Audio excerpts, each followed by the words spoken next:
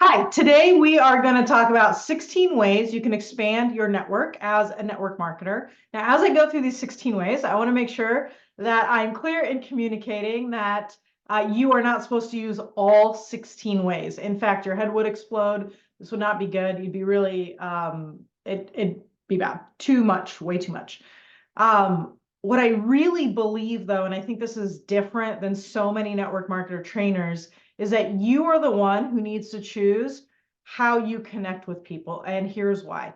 Which strategies you choose are going to depend on a bunch of factors that are personal to you, not personal to me. So for me, I want to work from home, stay home, be available for my kids. I'm highly routined, highly structured. I really want to build on social media. But other people, based on their experience, might have different ways that they want to build based on where they live, like if they live rural or in a city, or if they want to be online or in person, like where do they shine? Where do they have the most joy? All of those are important factors. You want to consider which of these strategies would you enjoy the most? Which of these strategies complement your experience the most?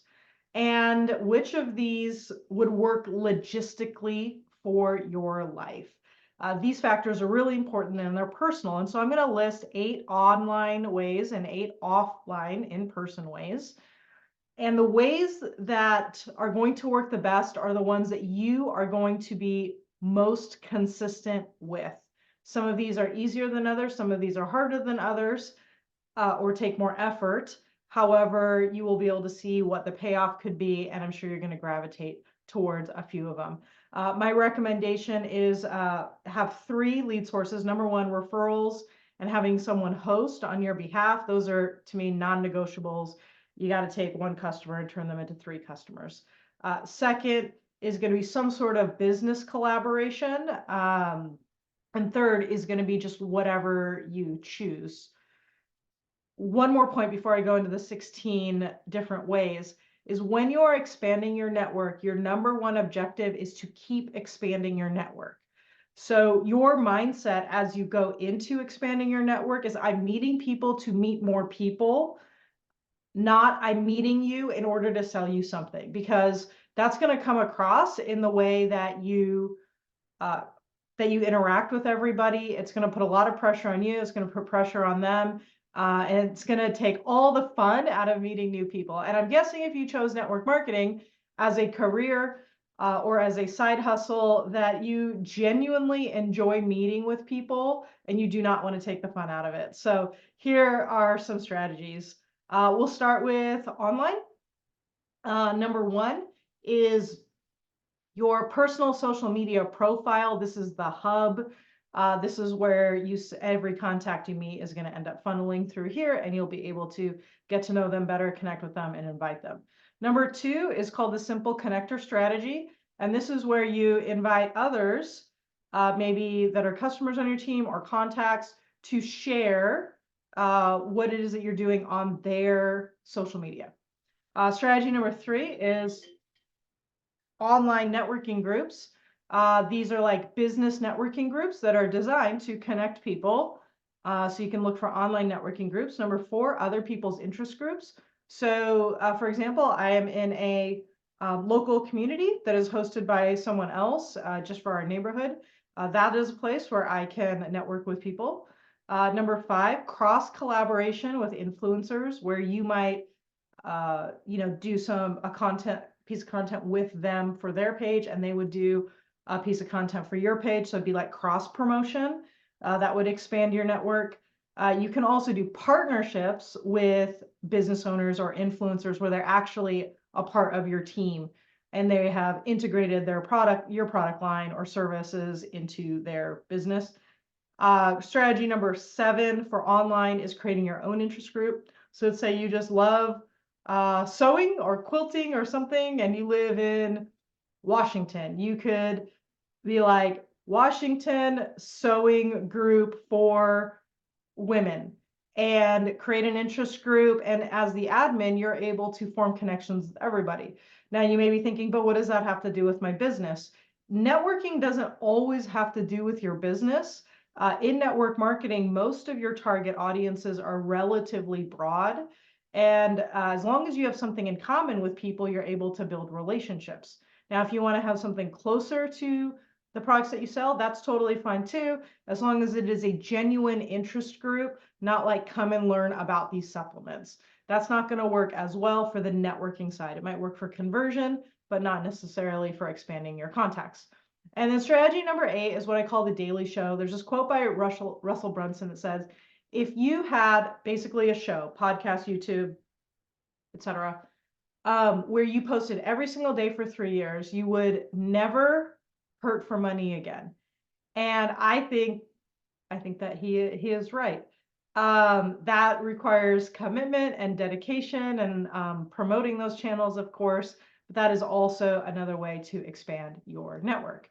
Now, online networking is all the rage, especially like since the pandemic.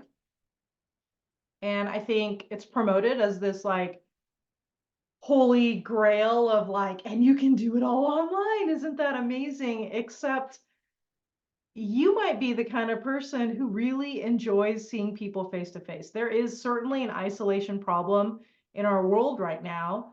I don't think it's caused by online. I think it's caused by the pandemic. And then because so many people got in the habit of doing everything online, humans need connection and belonging. And you can certainly do that. The other day in a coaching call, I challenged someone to reach their 6-figure rank in their company doing in person because she was feeling so much shame around, I should be doing it online, but I feel so happy when I meet with people in person and I'm so good. And I'm like, go for it. Let's enhance your in-person strategies a bit so that you can really shine. So here are some in-person strategies. Number 1, people you already know. They're great. Invite them over for events. Don't exclude them. Strategy number 2, hobbies and interests. So you want to play pickleball 3 days a week. Now that's a networking source. Whatever your hobbies or interests are. This could be fundraisers. This could be nonprofits that you might volunteer for. Your hobbies and interests you can expand, and so you can expand your network, and you can just ask them, hey, do you want to connect on Facebook or Instagram or whatever? And so that way you're connected and you don't have to worry about selling at those hobbies and interests. Strategy number 3, inviting people to host. Strategy number 4, inviting people to connect you, referrals. Strategy number 5, vendor events, farmers markets, expos. Strategy number 6, business networking groups. Strategy number 7, speaking events. And strategy 8, partnership with local businesses. If you take a couple of these and you're like, okay, I'm going to get really, really, really good at this, you're going to do great. And when you get contacts from any of these things, remember that the goal is to have them become referral partners or hosts or whatnot. Like, go in with that mindset that your one contact then turns into 3 contacts. Instead of your one contact turns into 1 sale, now I have to make more contacts to make more sales. It'll dry up. It'll make it a lot harder for you than if you're really looking at expanding the network from the network, having a great sales conversation that converts well. All of those pieces will start to fit together. So I hope that this was helpful for you to expand your mind around what are the ways that you gravitate toward most. If you'd like help with this, we have workshops on both online networking strategies, which will give you an overview of each strategy, enough to get you started and going in the right direction. One for online and one for in-person. I'm sure there's information on how to get that somewhere around this video. And I hope this was helpful, encouraging, and inspiring for you. And I'll talk to you soon.